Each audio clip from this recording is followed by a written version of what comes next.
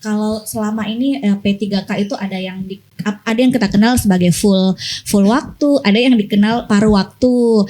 Nah, ini banyak sekali yang beredar nih, Pak. Ada itu yang tidak bisa dipertanggungjawabkan dan itulah yang ditonton sama teman-teman pelamar sampai tidak ada formasinya. Wah, bahaya saya nih kalau tidak melamar.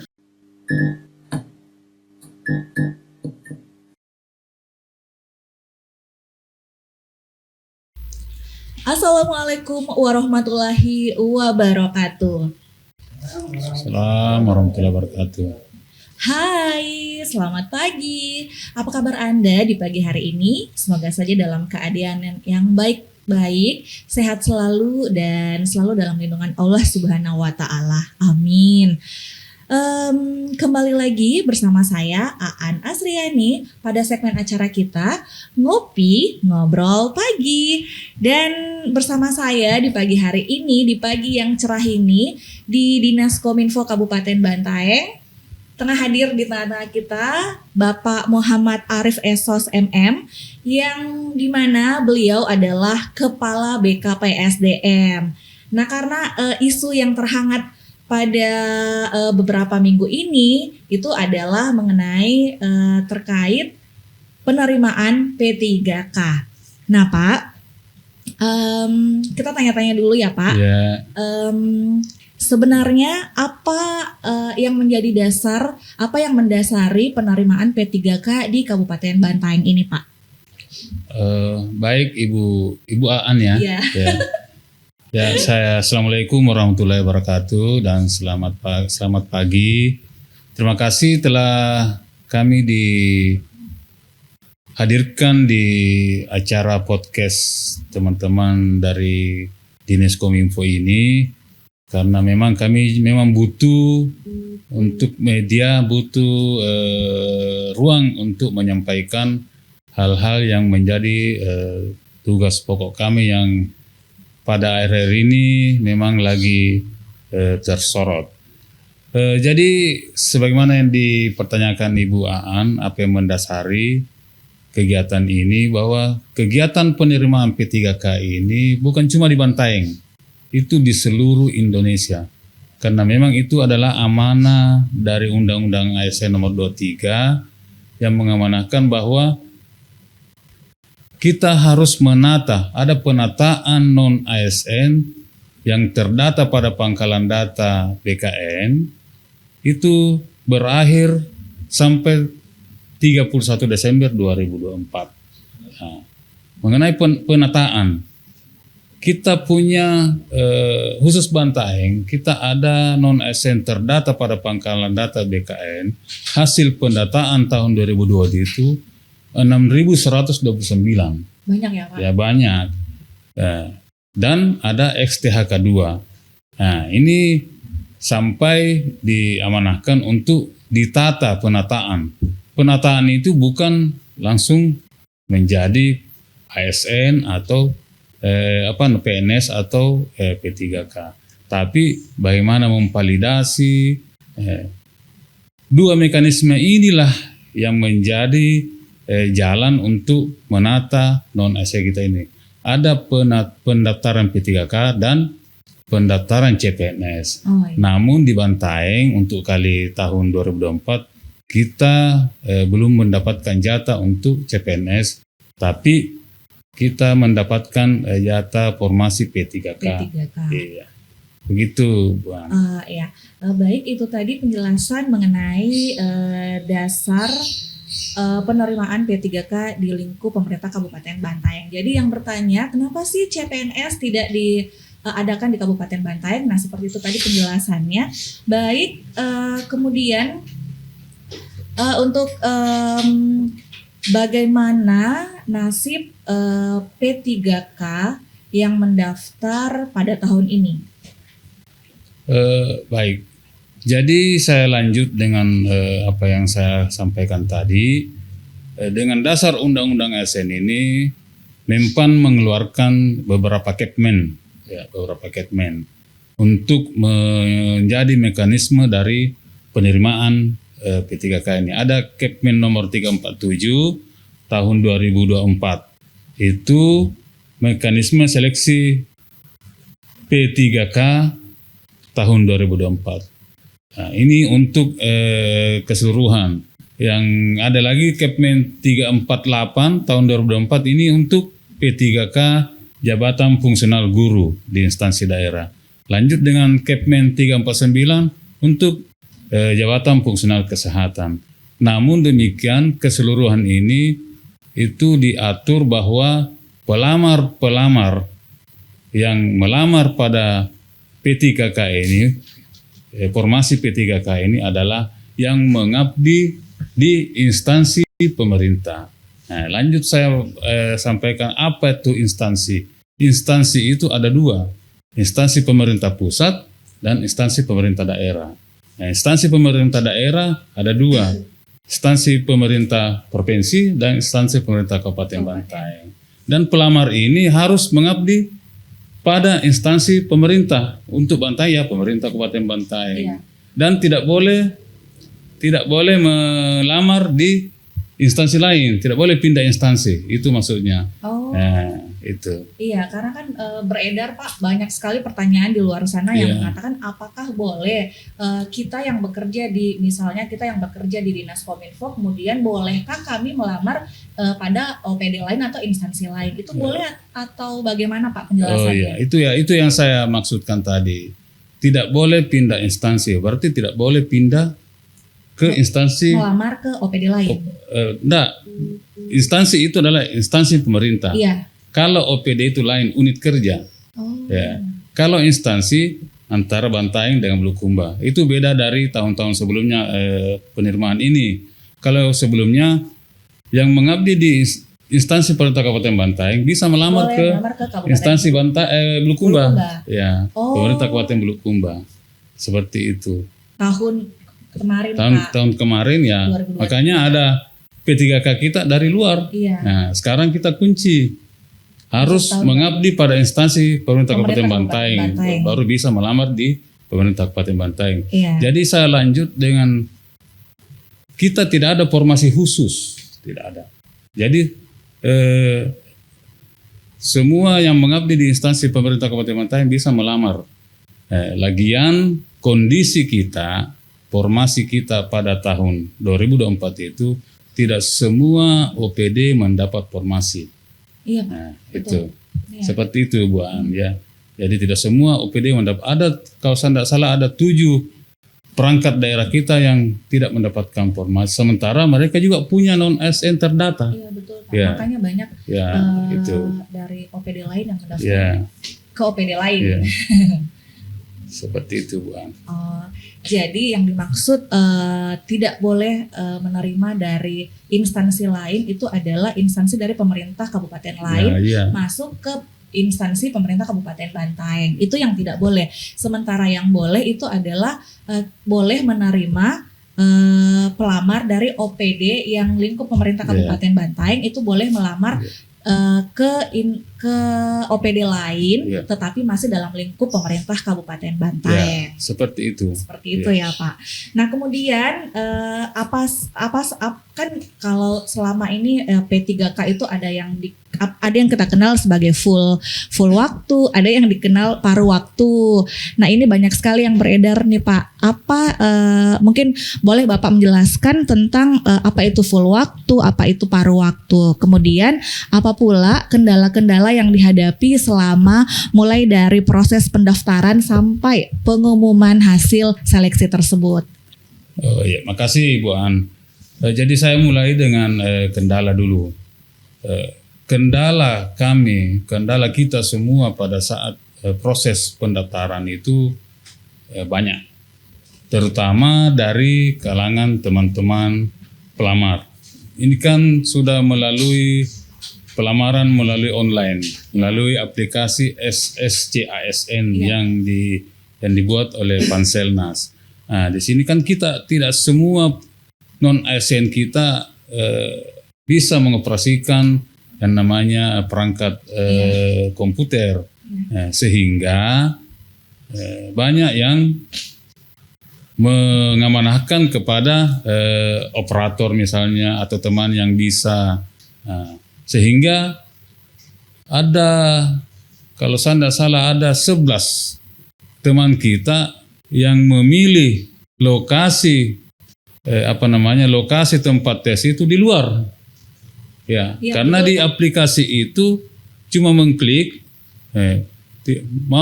mengklik Sulawesi Selatan, ternyata yang terklik adalah Sumatera Selatan. Iya, Pak, betul. Itu. Ada yang mengklik Sulawesi Utara. Iya, Ya. Jadi itu yang kami komunikasikan dengan Panselnas supaya ini dikembalikan. Ya, karena untung baik kalau memang maksudnya begitu. Dia mau tes di sana padahal semua cuma salah klik. Itulah yang kami kemarin teman-teman upayakan supaya Panselnas kembalikan langsung dengan admin pusat. Alhamdulillah berhasil. Jadi ada beberapa orang ya Pak? Ada beberapa orang yang hampir saja tesnya di luar sana. Di Sumatera Selatan dan Sumatera Selatan, ada Kalimantan Barat. Iya, seperti itu Bu An. Itu salah satu kendalanya. Kendala lain ini sudah terjadi yang sekarang hasil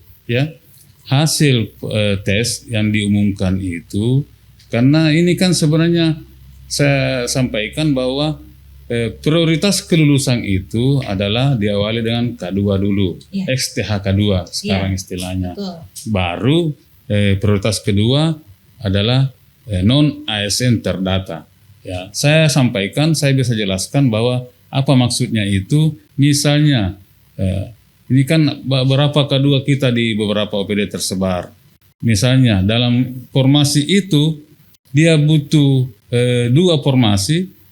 Pelamarnya ratusan, tapi yang K2 itu ada 4, otomatis yang bersaing dulu dengan nilainya ini adalah K2. 4 K2. Ya. Jadi K2 yang mengisi. Misalnya formasinya membutuhkan 4, K2-nya cuma 3, otomatis ada non K2 yang bisa lulus. Di urutan keempat itu dengan nilai paling tinggi di antara non ASN terdata seperti itu. Jadi K2 rendah pun nilainya, kalau dia cuma bersaing dengan non ASN terdata, itu K2 tetap lolos. Prioritas seperti itu. Iya. Baik Pak.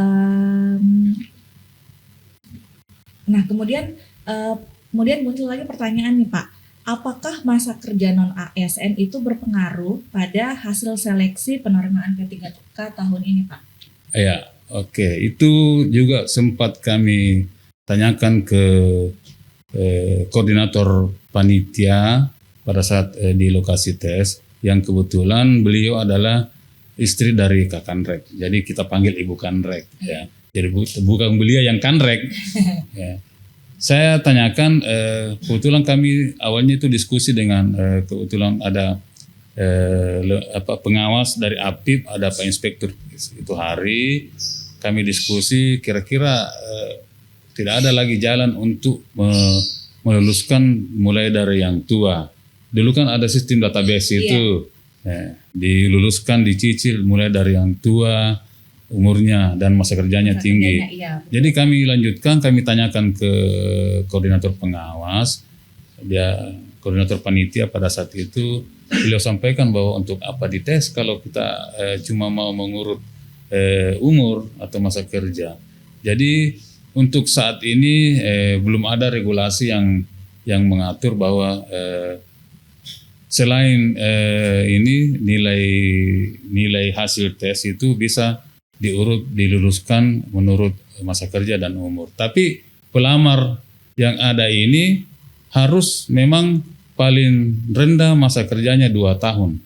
Paling rendah 2 untuk tahun. Bisa melamar. Iya. Paling rendah.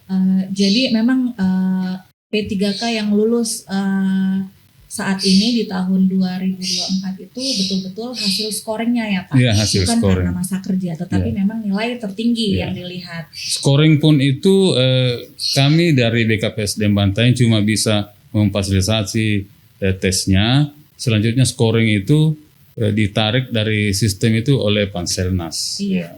Seperti berarti itu. Tidak ada main-main. Tidak ada main-main. Alhamdulillah ya, dengan adanya sistem CAT ini transparansinya transparansi sudah sangat jelas. Jelas, ya. Baik Pak. Kemudian ada lagi nih Pak pertanyaan yang mengenai bahwa apakah non ASN yang usianya 50 tahun ke atas itu yang termasuk dalam kategori K2 itu bagaimana Pak? 58 ke atas. 57 tahun. Iya. Ya. Iya, 57 tahun. Jadi regulasi yang kita terima bahwa tetap mereka terbatasi dengan umur. Kalau dia pelamar fungsional guru, dia paling tinggi umurnya adalah 5900. 5900 ya. Itu baru bisa melamar. Kalau dia pelamar teknis, umurnya paling tinggi 5700 karena usia pensiun teknis itu ya 58 ya seperti itu. Jadi kemarin kita ada peserta kita ada 12 orang yang tidak bisa melamar. Itu kami juga sudah pertanyakan bagaimana nasib mereka, tapi memang Menpan sudah seperti itu, sudah ada regulasi yang memang mungkin sudah melalui pertimbangan-pertimbangan yang sangat ini sampai mereka tidak diakomodir. Jadi memang aplikasi itu yang SSCISN itu menolak kalau sudah lewat, dia pelamar guru lewat dari 59 plus 1 hari, itu tidak bisa lanjut dia.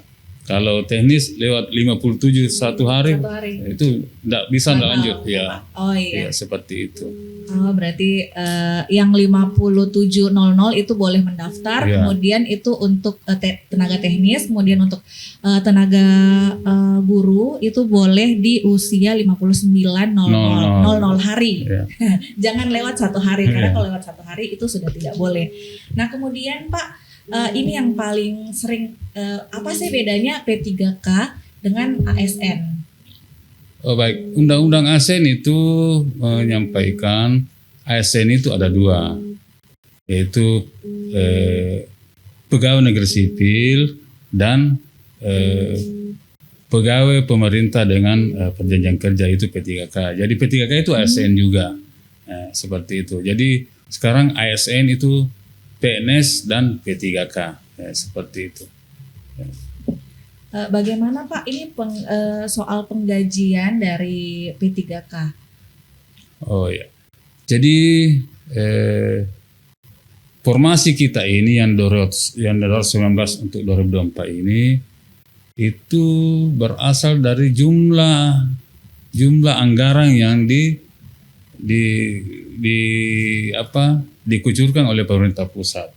Ya, anggarannya kalau saya tidak salah 12 miliar itu diturunkan oleh pemerintah pusat dan dihitunglah berapa per P3K. Itulah hasilnya 219. Jadi formasi kita ini karena anggaran yang tersedia dari pemerintah pusat. Namun selanjutnya di tahun-tahun sebelumnya mulai kita 2021 itu tahun kedua itu sudah gaji mereka itu sudah di APBD-kan. Jadi diambil dari APBD. Jadi tahun pertama saja yang APBN. Seperti itu. Jadi artinya memang kita terbatas dalam mengusulkan formasi karena memang terkendala anggaran dan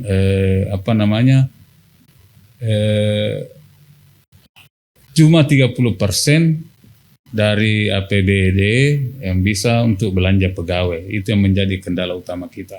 Sampai formasi kita cuma 219. Kemarin kami Zoom, itu Bantaeng masuk di 50 besar, yang non-ASN-nya banyak, tapi formasinya sedikit. Nah, kita masuk 50 besar se-Indonesia. Itu yang kendala di anggaran. Iya, kendala di anggaran. Semua kendala di anggaran. Seperti itu, Bu.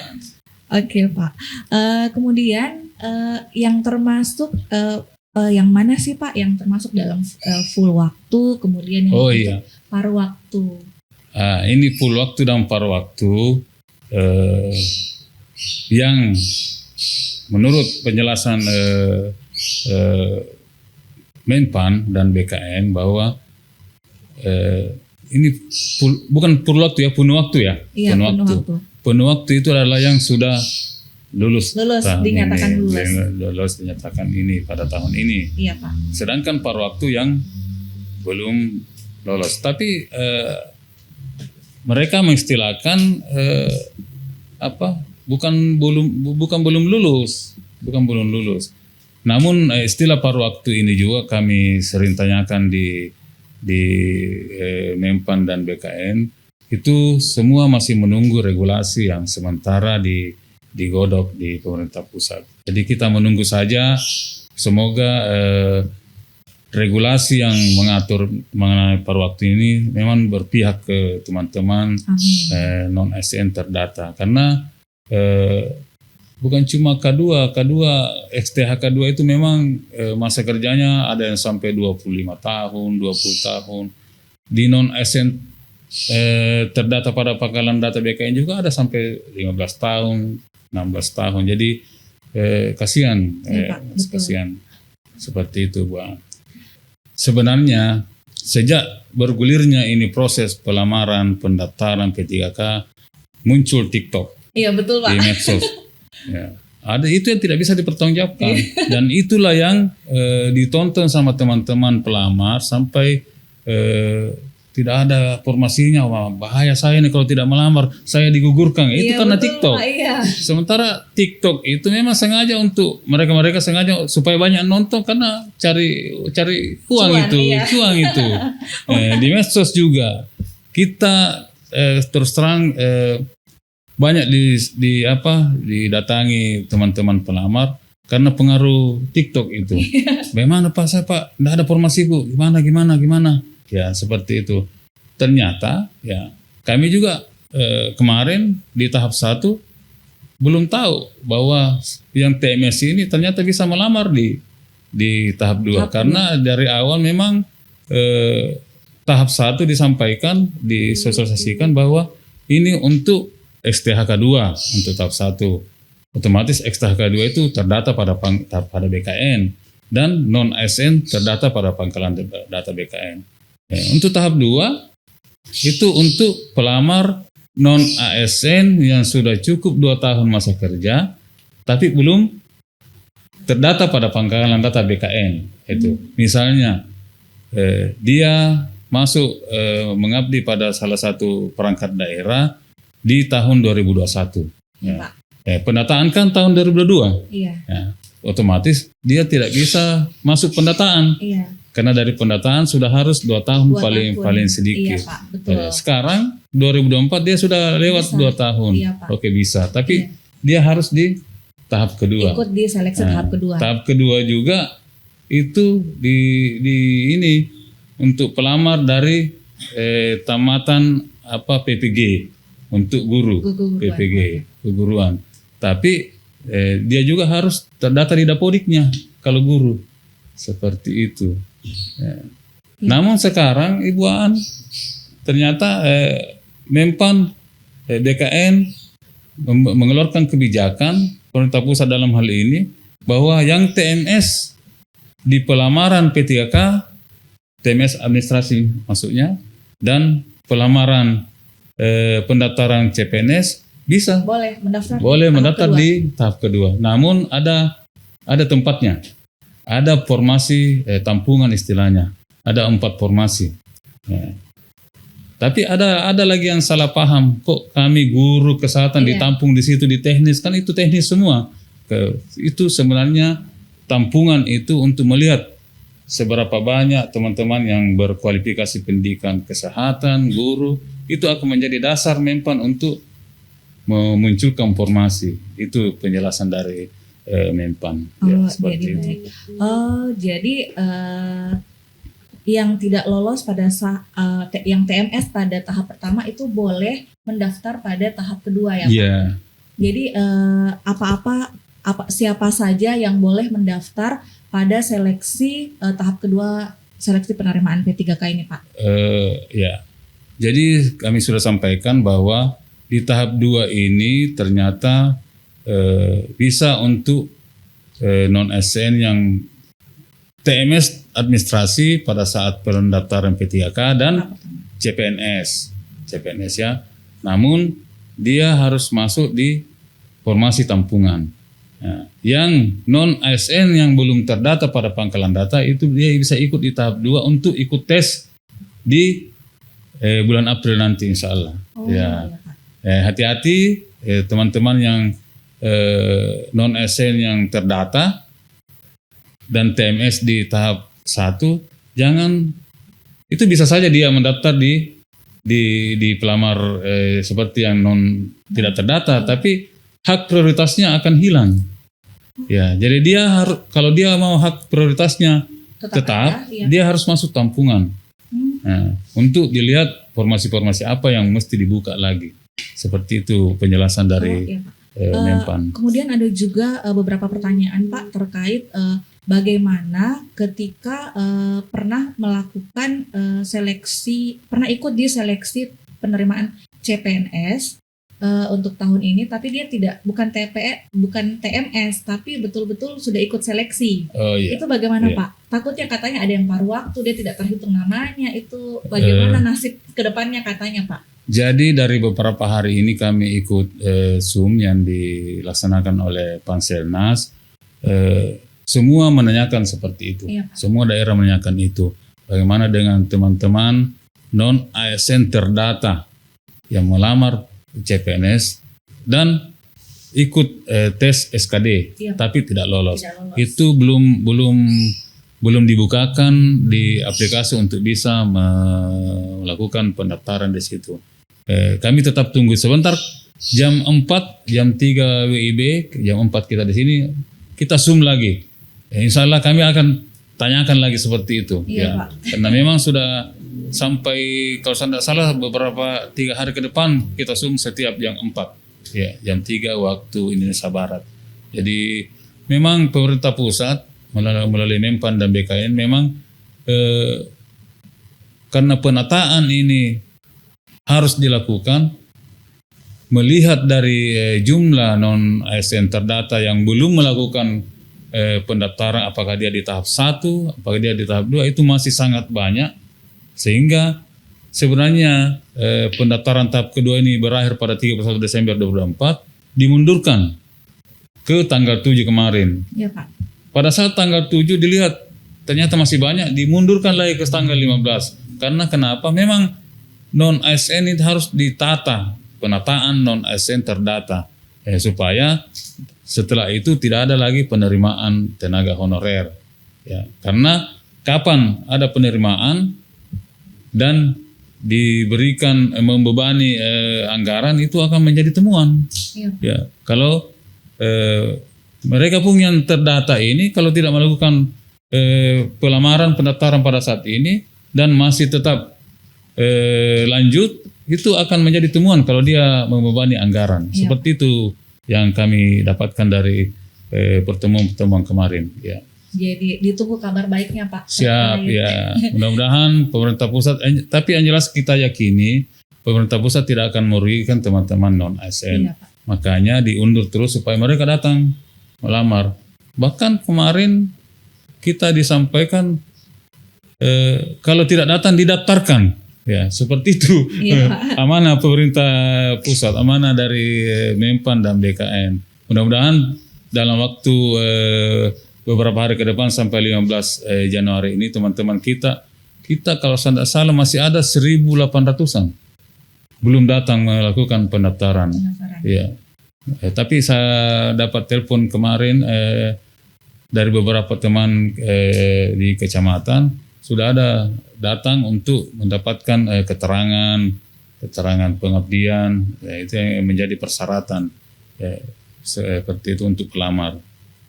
Seperti itu, Bu. Baik, terima kasih Pak. Jadi tujuan utama dari seleksi penerimaan P3K di Kabupaten Bantaeng ini adalah penataan non ASN terdata. Iya, terdata. Jadi biar lebih tertib administrasinya ya Pak. Siap, ya. Baik, jadi bukan yang kalau yang paruh waktu dan yang seperti itu yang banyak beredar adalah bukan yang bajunya putih kemudian polri bawahnya Pak ya, bukan ya Pak ya. Kita regulasi paruh waktu kita masih menunggu regulasi yang sedang digodok oleh pemerintah pusat. Ya. Semoga ada kabar baik dari pemerintah pusat mengenai paruh waktu tersebut. Kemudian ada juga nih Pak berita beredar yang di pemerintah Kabupaten Bantaeng, apakah orang yang selama ini bekerja sebagai cleaning service di rumah sakit itu bisa diangkat sebagai dokter Pak? Itu gimana itu Pak ceritanya? Itu saya juga pernah dengar itu anekdot itu. Artinya yang namanya juga dokter ya harus melalui Semua orang tahu ya, Pak. Harus kuliah, tapi kedokteran dulu. harus kuliah kedokteran dulu.